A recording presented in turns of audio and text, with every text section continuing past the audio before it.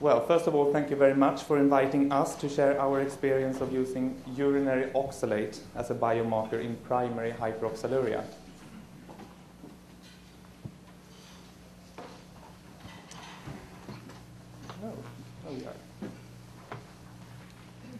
Primary hyperoxaluria is a very rare autosomal recessive disorder of glyoxylate metabolism. The disease is characterized by markedly increased endogenous oxalate synthesis within the hepatocyte. In the most common form, pH type 1, AGT is not deficient, but it is mistargeted to the mitochondria, where it is metabolically inactive. In about 30%,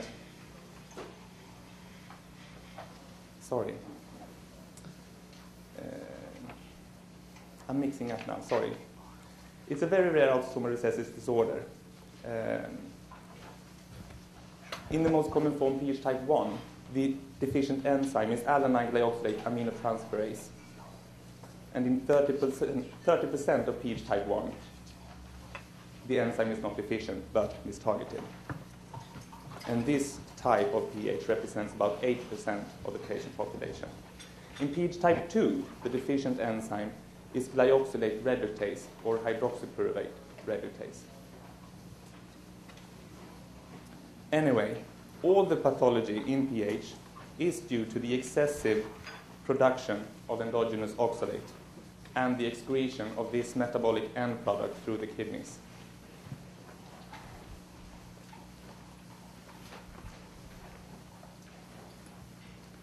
The disease process is a consequence of severe hyperoxaluria. High levels of oxalate damage the renal parenchymal cells. It is toxic as such, and the calcium oxalate crystals that are formed in the supersaturated urine causes inflammation and fibrosis in the tubular interstitium. The first symptoms are usually kidney stones, and frequent nephrolithiasis from age 5 is common. A majority of patients also develop nephrocalcinosis before age 10. The decline in renal function may be unpredictable, but when it approaches end-stage renal disease, the oxalate excretion is compromised. And at this stage, the plasma oxalate becomes supersaturated and calcium oxalate crystals are formed in the blood. This leads to systemic oxalosis, where oxalate is deposited in, for example, bone, skin, and retina. The age at end-stage renal disease ranges from infancy to 6th decade of life, and the median renal survival is about 35 years. The ultimate consequence of severe hyperoxaluria is premature death. Here is an illustration of the pathway for the drug mechanism. The endogenous oxalate from the hepatocyte is an end product of metabolism and is excreted through the kidneys. Current therapeutic strategies aim at lowering the urinary oxalate and its damage to the kidneys. This can be achieved by inhibiting the oxalate synthesis via pharmacological doses of pyridoxine, which is applicable for a minority of patients with a certain genotype. However, the response to this cofactor varies, and this effect is not well documented. A trial period of pyridoxine is anyhow applied in clinical practice. After diagnosis, the patients are hyperhydrated in order to reduce the concentration of urinary oxalate. Various inhibitors of calcium oxalate crystallization are also used in an attempt to increase the solubility of urine. Pyridoxine, hyperhydration, and calcium oxalate inhibitors are conservative treatments, but these attempts to reduce the damage to the kidneys are insufficient. Stone removal, as well as dialysis and kidney transplantation, are necessary interventions eventually, but they do not address the hyperoxaluria, which is the cause. Even extensive dialysis regimens are ineffective in preventing systemic oxalosis.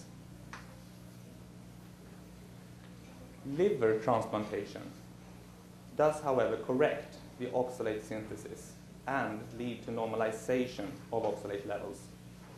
But as you can understand, this is a very invasive procedure that relies on the availability of organs.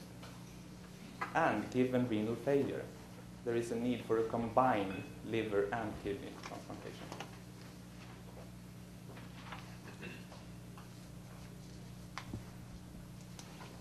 The reduction of urinary oxalate can, however, be achieved through an alternative pathway. Our mechanism of action is enteric elimination of oxalate through intestinal secretion.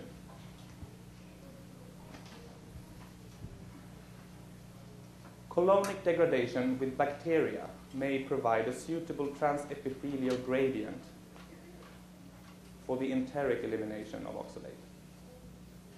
This mechanism has been confirmed in several animal models. In AGT8 knockout mice, it has been shown that oxalate can be normalized and that nephrocalcinosis can be prevented. In hyperoxaluric rats with unilateral nephrectomy,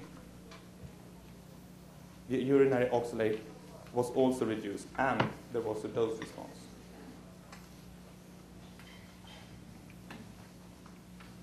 So far, I've been talking about the drug criteria that was stipulated.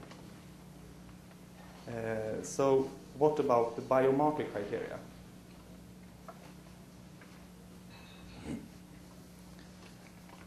The disease progression is a consequence of severe hyperoxaluria. There are epidemiological analyses that show or support that long-term renal survival is influenced by the degree of hyperoxaluria. By 2006, 68 patients enrolled in the International Registry for Primary Hyperoxaluria had urinary oxalate measured early in the course of the disease, while renal function was still well maintained. Those with urinary oxalate of less than 1.2 millimole per day had a 92% 20-year renal survival after diagnosis, compared to 72% for those with urinary oxalate above this level. Similar analysis of retrospective data confirm that renal survival correlates with onset of conservative treatment and early diagnosis. In addition, the disease progression is reversed by liver transplantation. Several reports show that the kidney graft survival is improved with combined liver-kidney transplantation as compared to isolated kidney transplantation where the oxalate levels are maintained.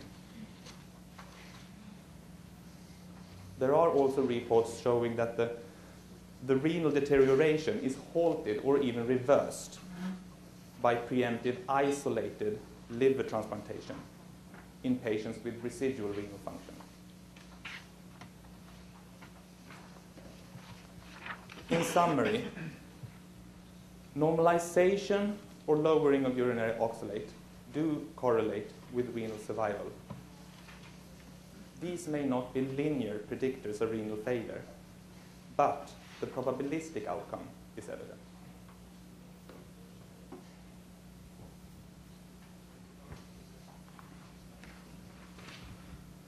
Furthermore, to the biomarker criteria, analyzing urinary oxalate is not an issue. Valid and reliable assays are well established and widely used in clinical practice, even for the high concentrations of urinary oxalate found in PH patients. Variability from sampling has been a big concern.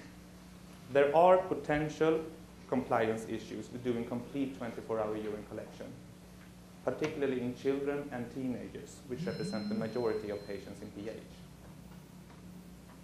Also, the urine volumes are large since these patients are hyperhydrated. Another aspect of urine collection is the need for immediate preservation. Unless concentrated hydrochloric acid is added to the highly supersaturated urine, the solubility of calcium oxalate crystals could be a confounding factor. However, analyzing urinary oxalate is not an issue, and the collection procedures can be controlled. Urinary oxalate is an end product of metabolism that damages the kidneys. In other words, the sampling compartment predicts the disease compartment.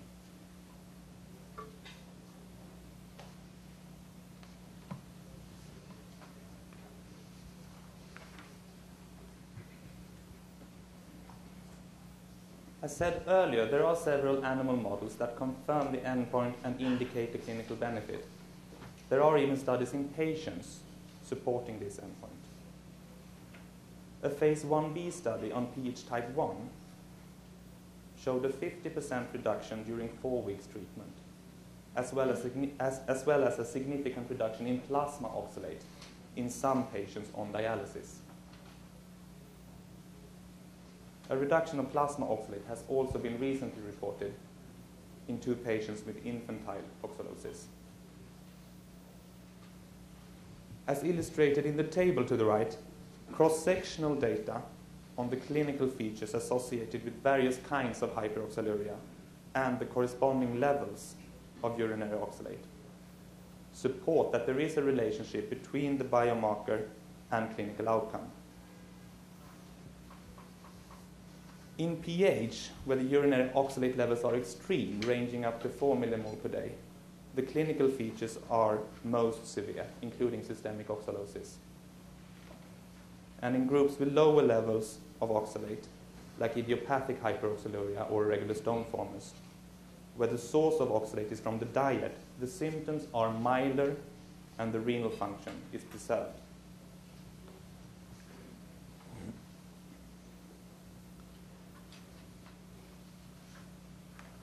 To summarize,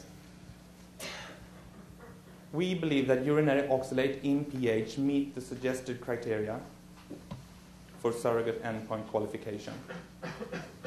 And actually, in our discussions with regulatory agencies, the biomarker was eventually accepted. It was stated that a compelling reduction in urinary oxalate, along with trends in several secondary endpoints reflecting clinical benefit, may be an acceptable surrogate endpoint under accelerated approval.